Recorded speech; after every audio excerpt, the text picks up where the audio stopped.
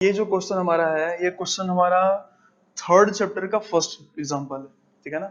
बहुत अच्छा क्वेश्चन है। इस क्वेश्चन में बोला है कि सर आप जैसे हमने एक कॉन्सेप्ट डिस्कस किया था कि अगर हम फाइनाइट टेम्परेचर डिफरेंस की वजह से, मतलब फाइनाइट टेम्परेचर डिफरेंस की वजह से अगर मैं कम जाने की मैं बोलता हूँ कि अगर मेरे पास 1000 किलो जूल हीट एनर्जी है और उसको मैं 600 केल्विन से लोअर टेम्परेचर पे यानी 400 केल्विन पे उसमें अगर मैं ट्रांसफर करता हूं तो उसमें अवेलेबल एनर्जी में कितना डिक्रीज होगा या अनअवेलेबल में कितना इंक्रीमेंट होगा, that we have to find. क्योंकि मैंने बताया था आपको कि जो सेकंड लॉ ऑफ थर्मोडायनामिक्स है वो एक्चुअल में उसको हम बोलते हैं क्वालिटेटिव लॉ। क्यों बोलते हैं क्वालिटेटिव लॉ? क्योंकि ये बताता है कि एक्चुअल में क्वालिटी के बारे में, यानी कि अगर ये 1000 किलो जूल हीट एनर्जी है, अगर ये 600 केल्विन पे हीट ट्रांसफर हो रहा है या same amount of heat energy अगर 400 केल्विन पे हीट ट्रांसफर हो रहा है, तो दोनों का वैल्यू जो है वो डिफरेंस है। यानी कि क्योंकि हमने डिस्कस भी किया था पूरा किस तरीके से होता है। तो अगर ऐसा क्वेश्चन देखना है ध्यान से देखो, थर्मोडायनामिक्स में एक बड़ा ही प्यारा कॉन्सेप्ट, कभी भी कोई क्वेश्चन आए तो डायरेक्टली उसको टीएस डायग्राम या कोई डायग्राम में कन्वर्ट कर दो।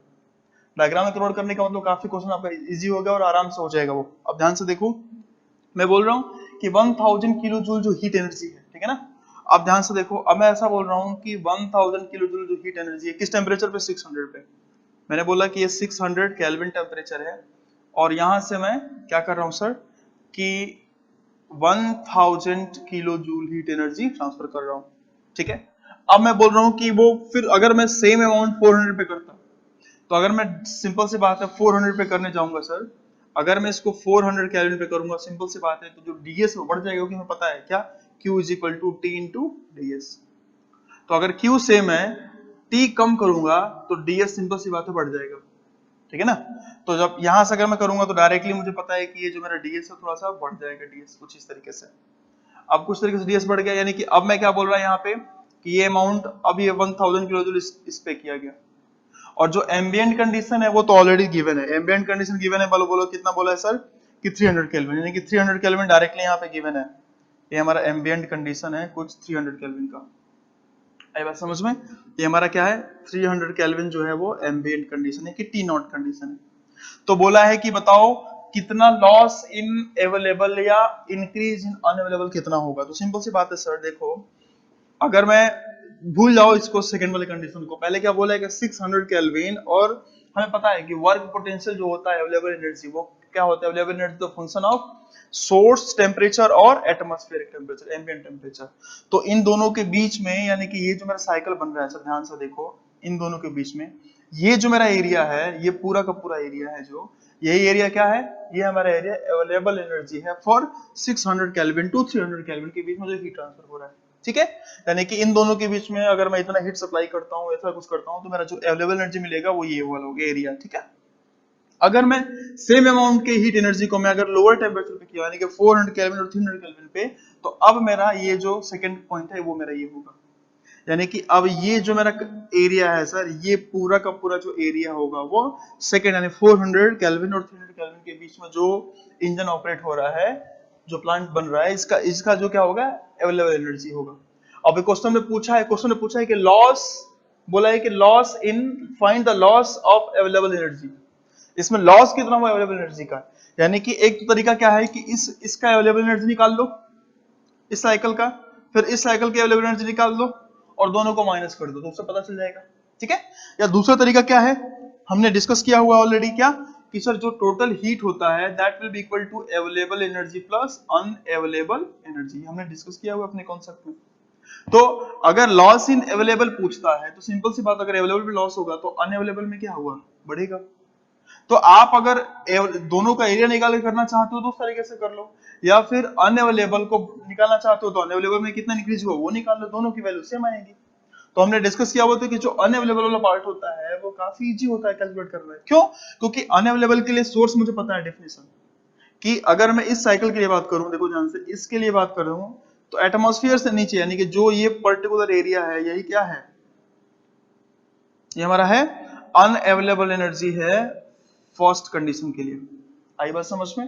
अब मैं बोलता हूं कि अब दूसरे साइकिल के लिए, यानी कि एटमॉस्फेयर से नीचे वाली जो कंडीशन है वही क्या हो, अनअवेलेबल एनर्जी, वो तो यूज नहीं कर पाओगे ना। एटमॉस्फेयर से ऊपर तक तो आप यूज कर पाओगे, वो वर्क पोटेंशियल पता चल जाएगा, लेकिन नीचे वाले को तो ये रिजेक्ट करना पड़ेगा आपको। तो जो ये वाली कंडीशन, यानी कि जो पूरा ये इंजन दिख रहा है, इस इंजन के नीचे यानी कि ये पूरा पोर्शन, ये पूरा पूरा पूरा पूरा पूरा पोर्शन जो है, ये क्या है, सेकंड पार्ट का अनअवेलेबल एनर्जी। यानी कि अगर मैं इसको इस तरीके से लिख दूं सर, ये जो पूरा ब्लैक वाला दिख रहा है, ये क्या है ब्लैक वाला, कि अनअवेलेबल एनर्जी किसका है, सेकंड पार्ट का है। तो मुझे निकालना क्या है कि इंक्रीज इन अनअवेलेबल एनर्जी, क्योंकि that will be equal to available energy का डिक्रीज।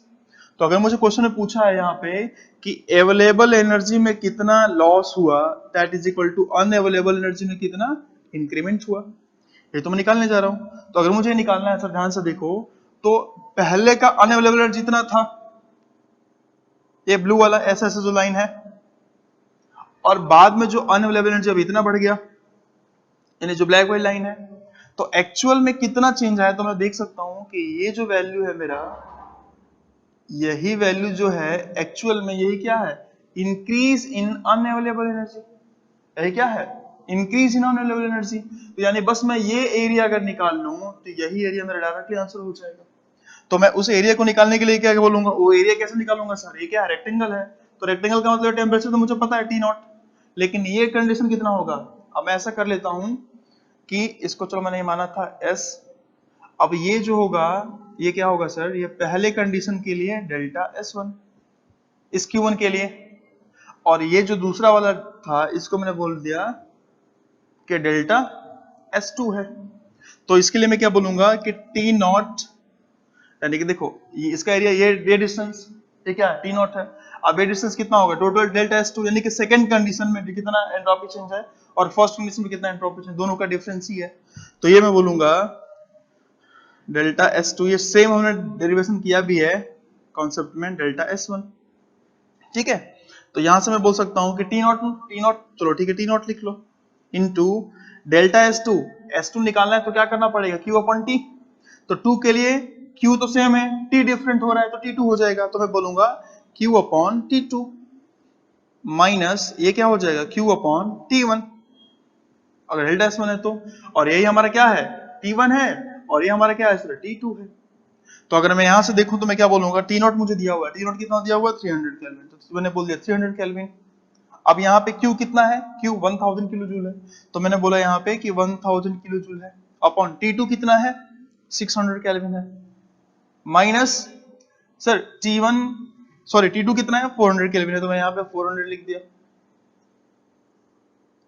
और यहाँ पे सेम Q 1000, T1 कितना है सर, T1 600 केल्विन, तो मैंने यहाँ पे 600 केल्विन लिख दिया, और फिर मैंने इसको सॉल्व कर लिया। अब मैं इसको सॉल्व करूंगा तो सॉल्व करके मैंने निकाला हुआ है, इसका आंसर मेरा आया 250 किलो जूल, यानी कि यही मेरा क्या है आंसर।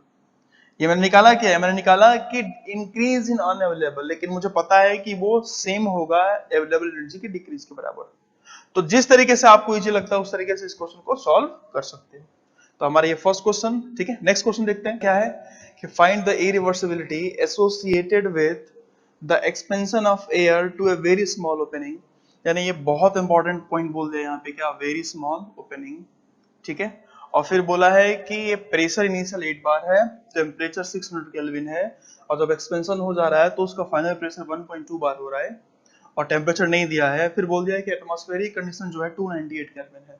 तो बताओ कितना इरिवर्सिबिलिटी होगा। तो सर हमें पता है, एक हमने गिब्स-स्ट्रोडोला थ्योरम पढ़ा था, तो हमने बोला था कि इरिवर्सिबिलिटी निकालने का सबसे बेस्ट तरीका होता है, आपको इरिवर्सिबिलिटी निकालने का सबसे बेस्ट तरीका क्या है, कि T not into delta S universe, यानी कि क्या है, T not into delta S system plus delta S surrounding. अब सर अगर आपको delta S system and delta S surrounding निकालना है तो ध्यान से देखो इसको। सबसे पहले इंपॉर्टेंट पॉइंट क्या है, यहाँ बोला कि वेरी स्मॉल ओपनिंग। और वेरी स्मॉल ओपनिंग का मतलब क्या होता है, मैंने बोला था आप लोगों को कि कभी भी फ्लूइड फ्लो कर रहा है और उसको डिस्टर्ब कर दो, फ्लूइड को आपने डिस्टर्ब कर दिया तो क्या हुआ, वो थ्रॉटलिंग फ्लो हो जाएगा। वो क्या होता जाएगा, थ्रॉटलिंग फ्लो, ठीक है ना। थ्रॉटल्ड कर दिया आपने, डिस्टर्ब करना मतलब थ्रॉटल करना। यानी कि मैंने एग्जांपल दिया था, फ्लो जा रहा है, सडनली आपने ऑरिफिस मीटर लगा दिया, सडनली आपने वेंचुरी मीटर लगा दिया, तो फ्लो क्या हो गया, डिस्टर्ब हो गया। तो अगर वेरी स्मॉल ओपनिंग बोला तो इसका मतलब कंफर्म बोल दिया यहाँ पे कि ये क्या है, थ्रॉटलिंग है, ठीक है ना। और थ्रॉटलिंग का मतलब थ्रॉटल जो प्रोसेस हो रहा है वो क्या है, थ्रॉटलिंग प्रोसेस हो रहा है। और मुझे पता है थ्रॉटलिंग प्रोसेस में क्या होता है, H1 is equal to H2। Throttling का मतलब हुआ है ना आइसेंथैल्पिक, हमने निकाला हुआ है from steady flow energy equation से, ठीक है ना, फर्स्ट चैप्टर का जो हमने निकाला है, कुछ वीडियोस हमने देखे थे उसमें देखा था। अब यहां से मैं क्या बोल सकता हूं कि अगर गैस आइडियल गैस है, क्या है, आइडियल गैस है सर, तो अगर गैस मेरा आइडियल है इसका मतलब क्या है, H1 is equal to H2, यानी कि mCpT1 is equal to mCpT2। Fluid flow कर रहा है, दोनों का मास सेम है, तो मैं ऐसा बोल के सेम फ्लूइड है तो मैं बोलूंगा यहाँ पे क्या कि T1 is equal to T2। यानी कि अगर थ्रॉटलिंग प्रोसेस है तो जो यहाँ पे T1 T2 नहीं दिया है तो ये T2 को भी मैं क्या ले सकता हूँ 600 केल्विन, क्योंकि सेम होगा। लेकिन ध्यान से देखिए माय डियर, हमने एक चीज बड़ा इंपॉर्टेंट चीज डिस्कस किया था कि थ्रॉटलिंग वाले कंडीशन में हमने वहां पे जो DQ लिया था हीट ट्रांसफर, वो हमने 0 लिया था। क्यों लिया था 0? अब देखो, अब DQ 0 लेने का मतलब दो तरीका, या तो आप उसको इंसुलेट कर दो, या आप देखो ध्यान से DQ 0 लेने का मतलब क्या है, जहां पे थ्रॉटलिंग हुआ, यानी कि मैं बोल रहा हूँ कि ये पाइप है, ध्यान से देखो, इस पाइप में फ्लो हो रहा था, सडनली आपने यहाँ पे क्या लगा दिया, वेंचुरीमीटर लगा दिया, कुछ ऑरिफिस मीटर लगा दिया, ऐसा तो फ्लो तो पूरा हो रहा था सर, देखो ध्यान से फ्लो हो रहा है, लेकिन इतना जो सेक्शन है, ये जो एरिया है, इस एरिया में फ्लो डिस्टर्ब हो गया, इस एरिया में जो फ्लो है डिस्टर्ब हो गया, और ये छोटा सा जो एरिया है ना, ये छोटा सा जो एरिया है, इस एरिया में डिस्टर्ब जो फ्लो हुआ, तो इस छोटे से रीजन की वजह से, छोटा सा पॉइंट की वजह से, छोटा सा रीजन की वजह से फ्लूइड को टाइम नहीं मिल पाया कि वो हीट ट्रांसफर कर सके सराउंडिंग के साथ, फ्लूइड को इतना टाइम नहीं मिल पाया कि वो सराउंडिंग के साथ हीट ट्रांसफर कर दे, इसलिए मैं यहाँ पे थ्रॉटलिंग में DQ इज इक्वल टू 0 लेता हूँ। तो अगर मैंने थ्रॉटलिंग में DQ इज इक्वल टू 0 लिया, इसका मतलब समझ जाओ आप कि वो एरिया इतना छोटा सा है सर कि मैं वहां पे ये मान के चल रहा हूँ कि वो हीट ट्रांसफर नहीं कर पाएगा, ठीक है। तो ये हो गया, तो हमने पता है कि DQ 0 हो गया, जब DQ 0 हो गया, सिंपल सी बात है, हीट ट्रांसफर सराउंडिंग में नहीं जा रहा। अगर मेरा ये सिस्टम है, इसी सिस्टम के अंदर सब एक्सपेंशन हो रहा है सर, तो बाहर जब DQ जो है वो तो 0 है, यानी कि सराउंडिंग वाले जो कंडीशन है ये क्या हो गया, 0 हो गया। तो मैं बोलूंगा यहाँ पे कि T0 into delta S system, तो सराउंडिंग क्या है, 0 हो गया। अब T0 मुझे पता है सर, T0 मुझे पता है कौन सा है, एटमॉस्फेरिक कंडीशन 298 केल्विन दे रखा है। अब डेल्टा एस सिस्टम मुझे पता है कि एंट्रोपी चेंज निकालने के लिए हमने 3 फार्मूले पढ़े थे जो बहुत इंपॉर्टेंट थे, ठीक है ना। उस 3 फार्मूले में मैं कौन सा फार्मूला, दो मतलब ऐसा फार्मूला मुझे यूज करना है जहां पे मुझे पता था, एक फार्मूला था T और P के साथ, ठीक है, एक फार्मूला था T और V के साथ, और दूसरा फार्मूला था, तीसरा फार्मूला था P और V के साथ। तो मुझे ऐसा डेटा यूज करना है यहाँ पे जो गिवन हो। तो ध्यान से देखो, 2 P गिया है और 2 T गिवन है, तो मैं P और T के बीच में जो हमारा फार्मूला था वो यूज करूंगा। तो P और T के बीच में फार्मूला क्या होता था कि, अब देखो ध्यान से, यहाँ पे यूनिट बहुत इंपॉर्टेंट है, हम डेल्टा एस जो निकाल रहे हैं ना, वो हम किलो जूल पर केजी में निकाल रहे हैं, स्मॉल की बात कर रहे हैं, इसलिए मैं सीपी लूंगा यहाँ पे कि Cp ln T2 by T1 minus R ln P2 by P1, ये क्या होगा, डेल्टा एस सिस्टम, ठीक है। अगर किलो जूल पर केजी केल्विन में ले रहा हूं तो ये लिया, अगर किलो जूल पर केल्विन लेता है साथ तो मैं m से मल्टीप्लाई करता, यहाँ भी m से मल्टीप्लाई कर देता, लेकिन यहाँ पे आई थिंक किलो जूल पर केजी में पूछा, क्योंकि मास दिया नहीं आई थिंक सिस्टम में, और जो मास, इसलिए हमारा आंसर किसमें आएगा, किलो जूल पर केजी में, और आई थिंक क्वेश्चन पूछा भी है किलो जूल पर केजी में।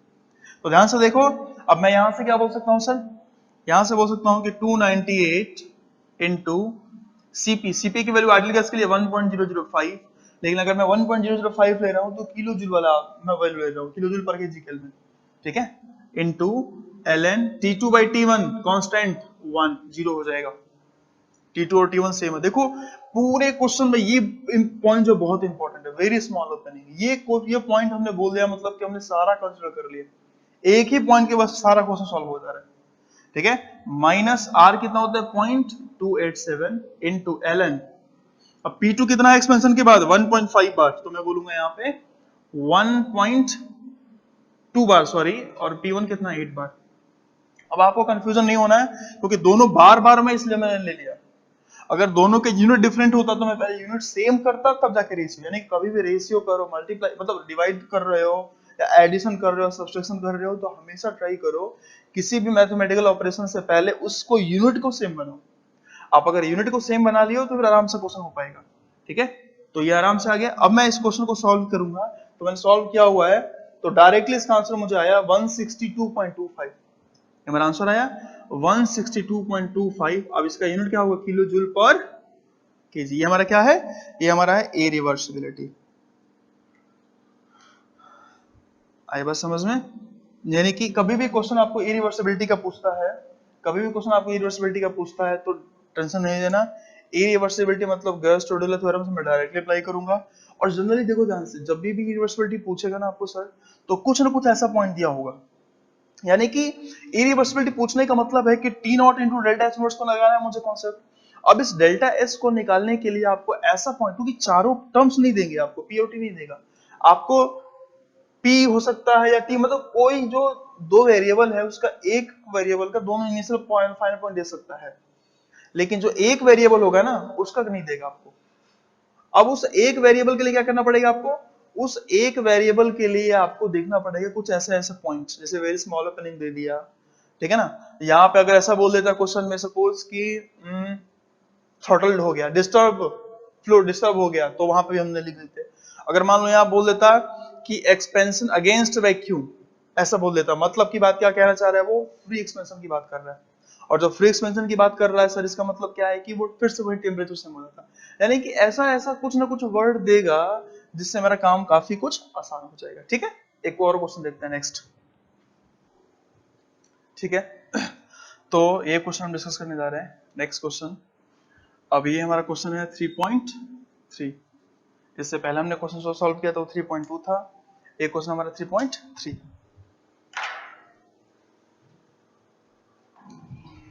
ओके, तो ये क्वेश्चन हम जो डिस्कस करने जा रहे हैं ये हमारा थर्ड चैप्टर का थर्ड एग्जांपल है। बहुत अच्छा क्वेश्चन है। अब ये क्वेश्चन क्या, ध्यान से देखो, बहुत अच्छे से देखो। इस क्वेश्चन में बोला है, ये आपके स्क्रीन पे दिख रहा होगा, ठीक है। पहले ट्राई क्या करो कि जो भी क्वेश्चन स्क्रीन पे दिख रहा है ना, इसको पॉज करके आप इस क्वेश्चन को पूरा सॉल्व करो सर। आप अगर सॉल्व करते हो ना तो आपको पता चलेगा कि एक्चुअल में समझ में आया कि नहीं आया। और क्वेश्चन जब करते हो तो आपको एक्चुअल में पता चलेगा किस पॉइंट पे आपको प्रॉब्लम हो रहा है।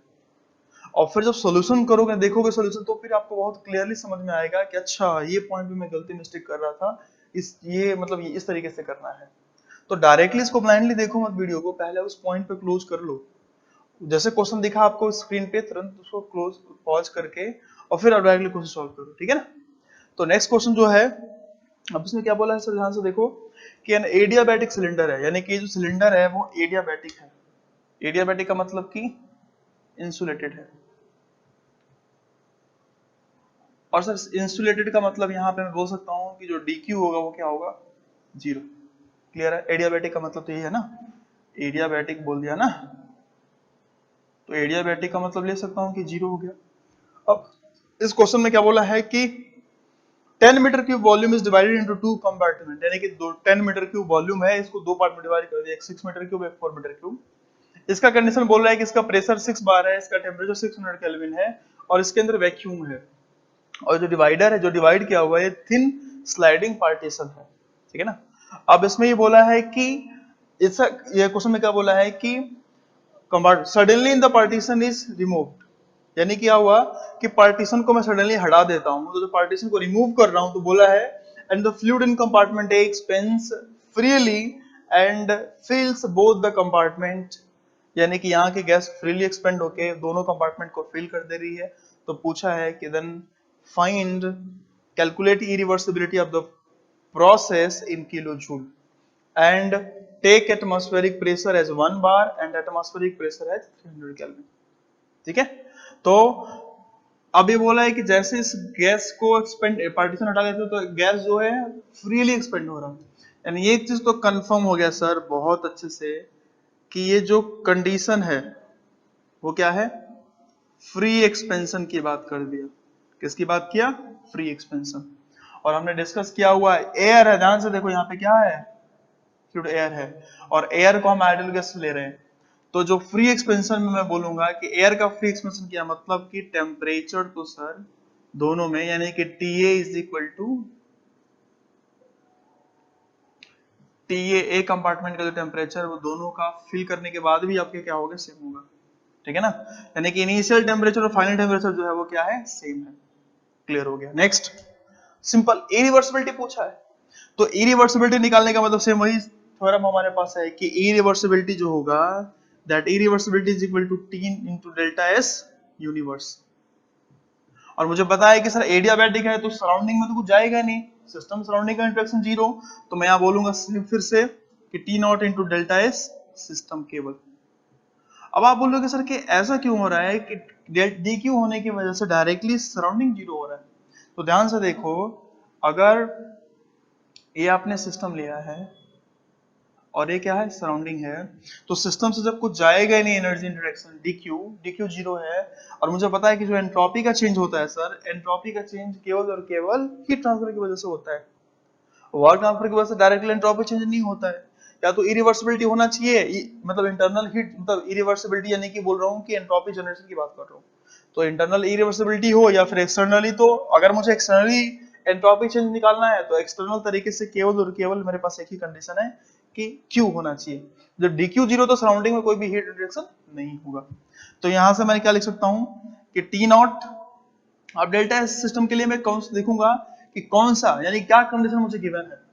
मैं बताया आपको कि एंट्रोपी चेंज निकालने के तीन तरीके हैं, अब कौन सा तरीका मुझे यूज करना है एंट्रोपी चेंज के लिए, मैं देखूंगा तीन फार्मूले में से कौन सा फार्मूला यूज करूं, देखूं मैं कौन कौन सा डेटा मुझे गिवन है।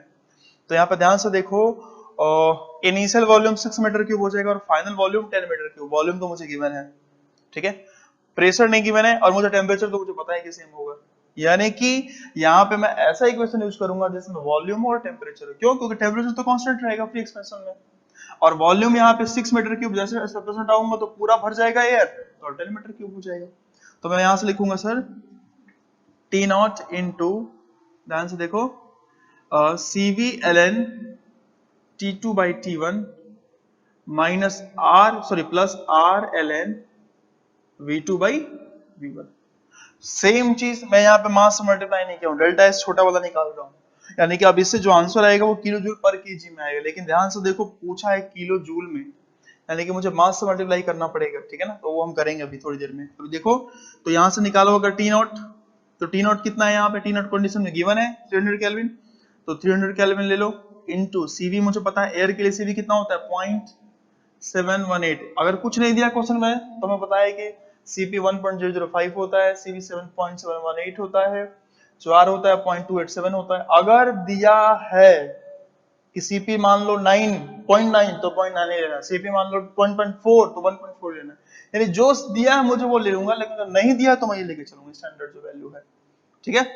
ln, अब T2 यहां से क्या लूंगा सर, T2 देखो ध्यान से, T2 है T1 1 हो जाएगा, सेम है, प्लस R 0.287 इंटू ln, अब V2 कितना है, जो ध्यान से देखो जो फाइनल वॉल्यूम होगा, ठीक है, इसको हटा देता हूं, तो मेरा फाइनल वॉल्यूम तो मुझे पता है कि फाइनल वॉल्यूम जो होगा वो पूरा भर जाएगा तो 10 मीटर क्यूब हो जाएगा, और इनिशियल कितना है 6 मीटर क्यूब, तो यहां से आ जाएगा, तो इसको मैं सॉल्व करूंगा, ठीक है, तो सॉल्व करने पे हमारा आ रहा है 43.98, ये आंसर कितना आया आप भी करके मैच कर लेना, मैंने निकाला हुआ है 43.98 किलो जूल पर केजी, यानी कि अभी मेरा आंसर किस में आया सर, मेरा आंसर अभी किलो जूल पर केजी में है, मुझे मास से मल्टीप्लाई करना पड़ेगा। अब मैं मास से मल्टीप्लाई कैसे करूं, ध्यान से देखो, तो मास कैसे निकालें, तो मुझे एक कंडीशन तो पता है सर कि आइडियल गैस इक्वेशन से मैं लिखता हूं क्या कि PV is equal to MRT, ठीक है, तो इस कंपार्टमेंट का वॉल्यूम भी दिया हुआ है, इस कंपार्टमेंट का प्रेशर भी दिया हुआ है, टेम्परेचर भी दिया हुआ है, आप तो पता ही है, तो मैं मास निकाल सकता हूं, मास इज इक्वल टू क्या बोलूंगा PV अपॉन RT, तो प्रेशर यहाँ पे कितना 6 बार, तो मुझे किस में लेके चलना है पास्कल में, न्यूटन पर एम स्क्वायर, तो बार का मतलब क्या होगा 10 टू द पावर 5, ठीक है। V कितना है, वॉल्यूम कितना है 6 मीटर क्यूब, ये प्रेशर जो क्या होता है PV equal to multiple pressure, absolute pressure होता है, प्रेशर इन पास्कल लेके चलो डायरेक्टली, ठीक है।